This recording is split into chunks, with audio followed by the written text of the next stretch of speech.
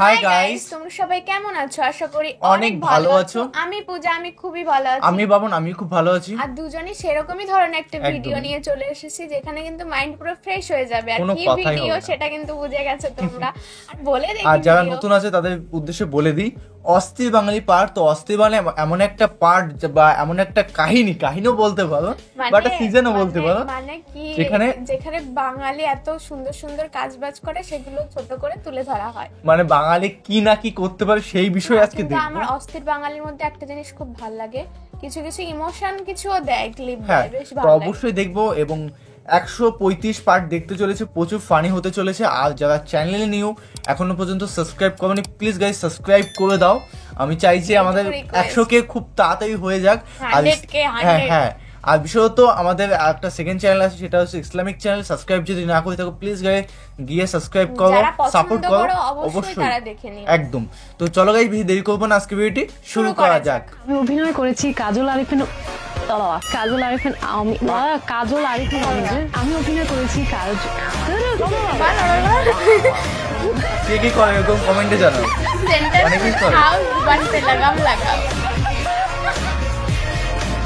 Ma'am কাজল আরিফিন আমি ভাইয়ের নামটারে পুরো ধ্বংস করে দিল। আসলে কথা যখন পেটে আসে কিন্তু মুখে আসে না। তবে এমনটা কারোর সাথে হয় নাকি? আমার সাথে কিন্তু মাঝে মাঝেই হয়। হ্যালো এভরিওয়ান, অস্থির বাঙালি সিরিজের আরো একটি মজার পর্বে আপনাকে স্বাগতম। আজকের পর্বটা হবে বরাবরের মতোই অনেক বেশি মজা। তাহলে চলুন শুরু করা যাক।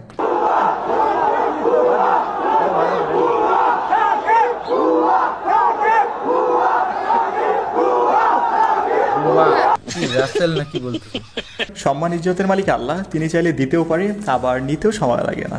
যে মানুষটা একটা সময় লাখো মানুষের ইমোশন ছিল, সে আজ হাজারো মানুষের ঘৃণার পাত্র। কেন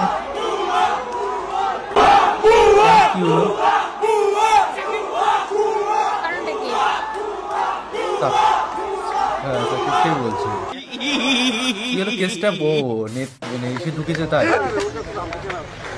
যে কোনো পরিস্থিতিতে ছেলেদের, হ্যাঁ ছেলেরা করে স্বাভাবিক ব্যাপার, যে কোনো অবস্থায়। আমি এরকম করে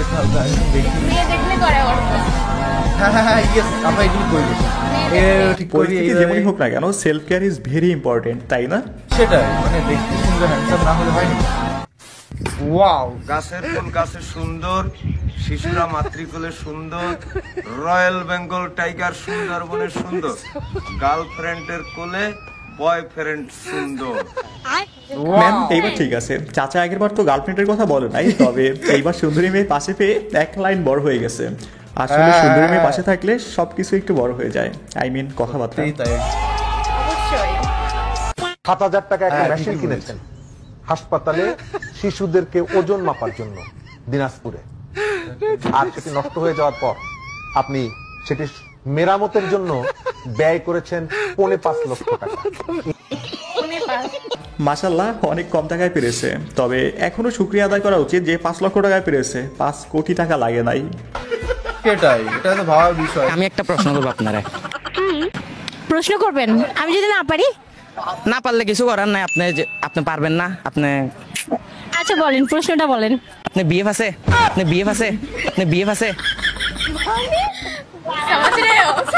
এটা তো মানে এইগুলো কেন এখন? না শুনেন, আপনি বলেন না আছে নাকি, আমি তারপর বলতেছি। তো না না নাই যে কিভাবে বুঝবো আমরা? মানে কিভাবে বললে বুঝবা সেটা বল। ইশারা কাফি, বুঝাই বললে আমরা বুঝবো। আচ্ছা বলবো কোনো একদিন, মানে সেটা হচ্ছে গিয়ে একেবারে লাইভে এসে বলে দিব। Thank you. আমার কট হয়ে গেছে। আসলে সব জায়গায় মানুষের চিপাই ফেললে মাঝে মাঝে নিজেকেও মাইন্ডকে চিপাই পড়তে হয়, তাই না?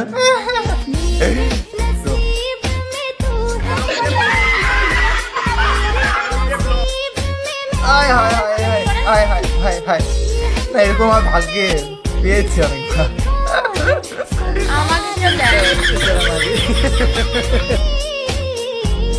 আমার ব্যাগকে ভাতটা জটেনি, মানে অন্য কিছু জুটেছে। হাই হাই, কষ্ট তোমার দাদু। আপনারা কে কি দেখতেছেন জানি না, তবে আমি তো দেখতেছি চাচার রিয়াকশনটা। চাচা মনে মনে বলতেছে, কেন যে আর 20টা বছর পর জন্মটা হইলো না, অনেক কিছু মিস করে ফেলাইছি। ওয়াও স্পাইডারম্যান গো ওয়াও হে প্রভু ওয়াও এটাই রিয়েল স্পাইডারম্যান করলো রে মাথায় বেঁধে যাচ্ছে গাইস এটা কি এতদিন মুভিতে সাজানো স্পাইডারম্যান দেখেছেন, তবে এখন দেখেন একদম রিয়েল Real. স্পাইডারম্যান। Real. সুন্দর, তাই না? বলো খুব দুঃখজনক ঘটনা। আমি 10টার টাইমে ঘুম থেকে উঠি, সেখানে আমি 9:30টায় কিভাবে যাব? আচ্ছা স্টুডেন্ট হয়ে 10টায় উঠো, হ্যাঁ 10টায়, সেখানে আমি 9:45 পরীক্ষা এবং তোমাকে 9টায় তোমার স্কুলে পৌঁছাতে হবে, সেন্টারে পৌঁছাতে হবে। কিন্তু আমি কিভাবে উঠবো? আমি তো 10টায় ঘুম থেকে উঠি, সেখানে আমি 9:45 কিভাবে যাব? ভাই তোর পরীক্ষা দিতে হবে না, তবে পড়াশোনা হ্যাঁ, চালাই সেটাই। না। যদি কোনো বছর 12টায় পরীক্ষা হয় সেই বছর সত্যি একসাথে তাই। নিস। সত্যি তাই এই যে লজিক্যাল কথা এরা তাহার যশোর যে পড়াশোনা করে সে বলে না। মাধ্যমিক বিদ্যালয় স্যার, সেখানে স্যার বাইরে থেকে স্যার কেন্দ্রের বাইরে থেকে স্যার ককটেল বিস্ফোরিত হয়েছে স্যার। আমাদের প্রতিনিধি স্যার আমরা এখান থেকে যোগাযোগ করেছি স্যার। ওই যে স্যার খালি স্যার ম্যাজিস্ট্রেট বলে। ঘটনাস্থলে গিয়েছে স্যার স্যার। এবং ঘটনাস্থল থেকে স্যার দেখা গিয়েছে স্যার স্যার, 80 সদস্য পায়ে দেখেন, স্যার স্যার। আহত হয়েছে স্যার। স্যার আচ্ছা জি স্যার, একজন আনসার সদস্য আহত হয়েছে স্যার পায়ে স্যার। স্যার সে এখন স্যার আর সব চিকিৎসা নিয়ে স্বাভাবিক আছে স্যার, সে ডিউটিরত অবস্থায় এখন আছে স্যার। স্যার রিটার্নিং অফিসার এই বিষয়ে স্যার প্রয়োজনীয় নির্দেশ দিয়েছে স্যার, তারা স্যার অ্যাকশন নিচ্ছে স্যার। তারা বলেছেন স্যার আর্মি বলে কথা, আসলে ডিফেন্সের জীবনটাই এমন, ইয়েস স্যার, নো স্যার, জি স্যার, হ্যাঁ স্যার, রাইট স্যার হয়ে যাবে স্যার।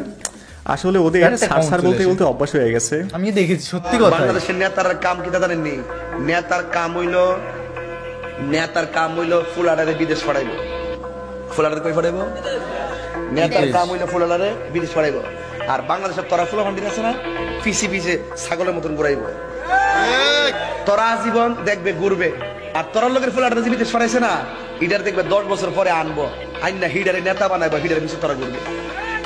বাহ নেতার কিন্তু ফুলা বাস্তব, বিদেশ সব ছড়াইয়া জায়গায়। নেতা বানাই দেশে, আর আমরার ফুলাফান নেতার ভিসে পাগল বেশে ঘুরে। একদম এই জন্য একদম নিজের ঠিক বুঝটা কথা। নিজে বুঝা লয়। গুরু যে গুরু ঠিক আছে, রাজনীতি করবো ওকে, সব ঠিক আছে, ভোট দিবা ওকে, গণতন্ত্র ওকে, কিন্তু নিজের লেখাপড়া খাইয়া না। লজিক্যাল দিক Power আছে তাহির কথায়। হুজুরের কিছু কিছু কথা মাঝে মাঝে অনেক ভাল লাগে, আসলেই সত্য। নেতার ছেলে নেতাই হয়, আর আপনার ছেলে কামলা।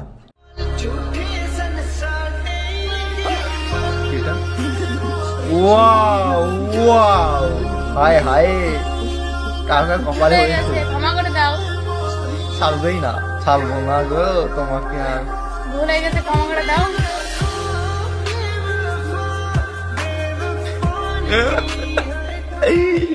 কতবার বুঝাইলাম চুপটা এইসব দেয়া। প্রেম প্রীতিও তো আর যাইস না বেটা, কে শুনে কার কথা। নাও এইবার ঠেলা সামলাও, গার্লফ্রেন্ড ঠেলা যাইবে, সামলাও। মান সম্মানও যাইবে। করতে আইসা এগুলো তো ব্লক করতে নদীতে মোবাইল ফালাইয়া দিছি, হ্যাঁ ভাই, মোবাইল রে, উঠানোর জন্য ডুবারও লাগাই দিচ্ছি। ঠিক আছে, সবাই দোয়া করবেন আমার শখের মোবাইলটা যেন নদীর থেকে পাই।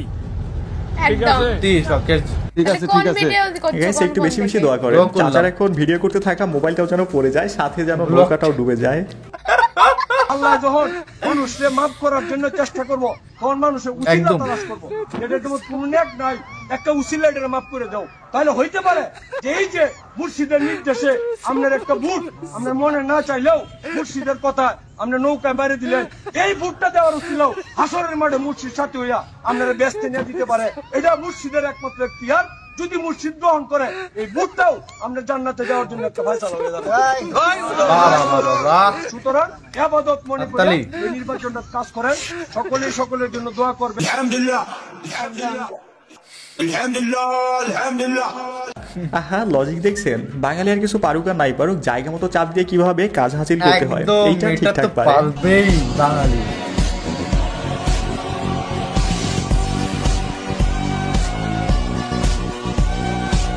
যারা বলে প্রেম করে বিয়ে করার উদ্দেশ্যে, তারা একটু এই ভিডিওটা বোঝেন। প্রেম করে বিয়ে করা আর গরু চুরি করে কুরবানি করা সমান কথা।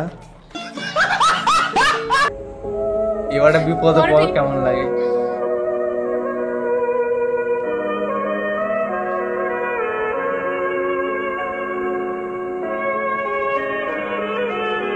চোখে জল অটোমেটিক চলে আসে এগুলো দেখলে, সত্যি কথা। সিচুয়েশনটা ভাব। আমরা কি ছেলেবেলা না সামনে কানতে সত্যিই পারি, পিছনে ভেসে যায় চোখের জলে, এটা বাস্তব। সবাই তো সমান না।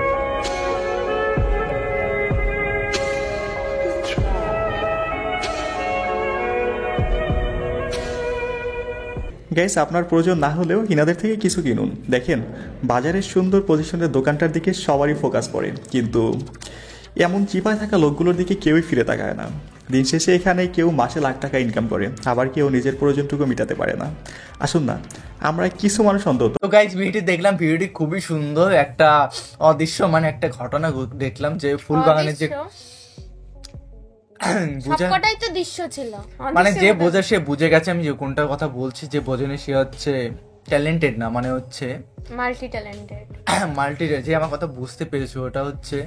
আর কি বলে একটা জানো, সবথেকে বেশি আমার খারাপ লাগলো সেখানেই যে যেখানে কিন্তু আমরা জাকজমক দেখি সেই দোকানটার থেকেই আমরা জিনিসপত্র কিনতে পছন্দ করি, কিন্তু একজন যে মানে নিজের শখের জন্য কাজটা করছে না, নিজের অভাবের জন্য কাজটা করছে, সেটা দেখে তাকে হেল্প করা, তার থেকে কিছু কেনা, সেটা কিন্তু করি না।